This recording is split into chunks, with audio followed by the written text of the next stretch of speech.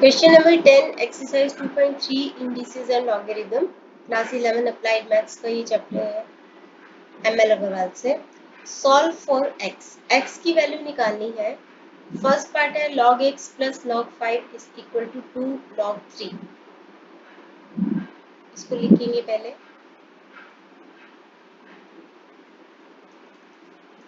log x plus log 5 is equal to 2 log 3। आपको ध्यान देना होता है कि ये आर्ग्यूमेंट है, बेस नहीं,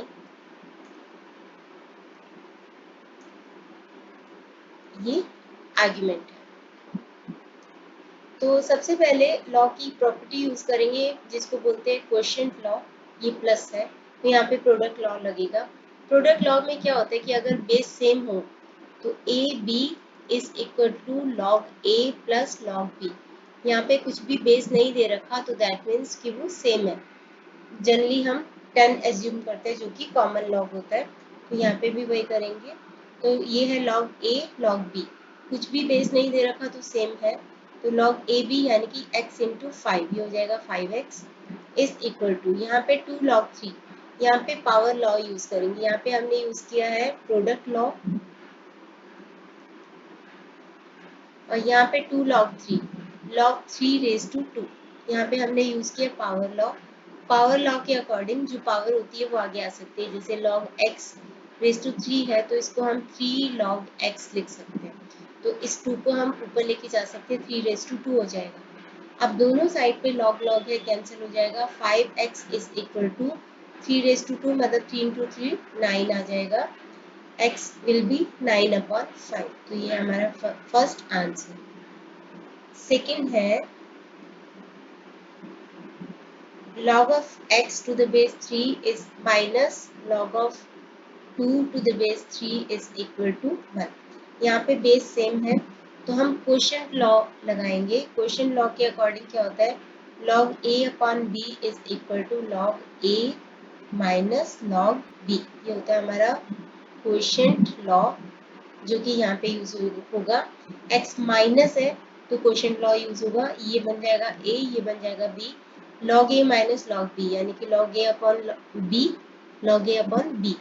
तो log a upon b, b है हमारा 2 इज इक्वल टू 1। तो ये बन गया 1। अब यहाँ पे हमारे पास इसको हम एक्सपोनेंशियल फॉर्म में चेंज कर सकते हैं। एक्सपोनेंशियल फॉर्म में कैसे चेंज करते हैं, जैसे सपोज ये लिखा है तो ये होता है बेस 2, 8 होता है आर्ग्यूमेंट, ये होता है एक्सपोनेंट। तो हम इसको एक्सपोनेंशियल फॉर्म में चेंज करने के लिए बेस रेज टू एक्सपोनेंट यानी power is equal to argument लिख देते हैं। इसी तरीके से यहाँ पे लिखेंगे 3 रेज टू एक्सपोनेंट है 1 is equal to x upon 2। तो ये 2 इधर आ जाएगा, 3 रेज टू 1 3 हो जाएगा, 3 into 2 is equal to x। तो x की वैल्यू आ जाएगी 6। थर्ड करते हैं इसका थर्ड पार्ट।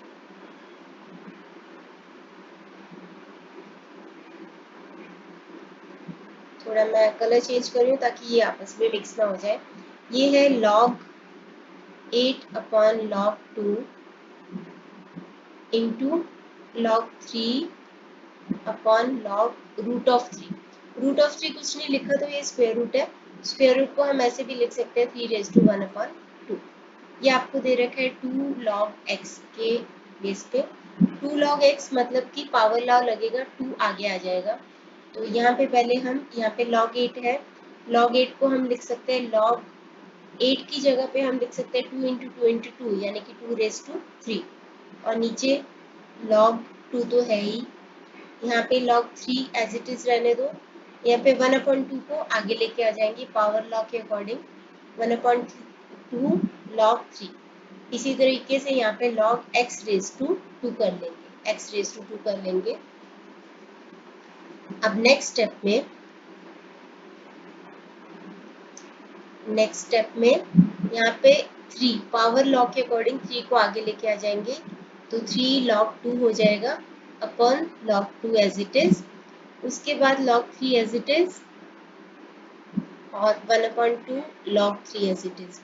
यहाँ पे आर्ग्यूमेंट सेम है, 2 2 सेम है। आर्ग्यूमेंट सेम होते हैं तो आपस में प्लस माइनस और डिवाइड भी कर सकते हो, तो यहाँ पे रह जाएगा 3 इंटू, यहाँ पे log 3 कैंसिल, तो 3 इंटू या फिर 3/1/2 आ जाएगा, 3/1/2 आ जाएगा, क्योंकि यहाँ पे 1 रह जाएगा। और यहाँ पे is equal to log x square दिए हुए, तो log x स्क्वायर हम लिख देते हैं इसको log x स्क्वायर।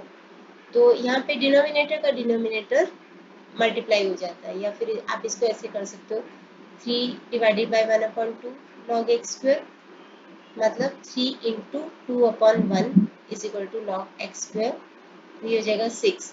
तो log x स्क्वायर को मैं इधर लिख के इज इक्वल टू 6, ये हो गया, ये हो जाएगा। जब बेस कुछ नहीं दिया होता तो हम इसको 10 मान सकते हैं, तो इसको एक्सपोनेंशियल फॉर्म में चेंज करेंगे, तो बेस को हम 10 लिखेंगे, पावर है 6 और x